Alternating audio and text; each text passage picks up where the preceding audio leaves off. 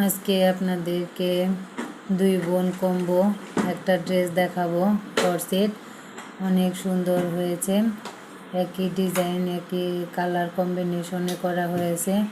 অনেক সুন্দর হবে ডিজাইনটা, দেখেন মাশাআল্লাহ অসম্ভব সুন্দর হয়েছে ডিজাইনটা।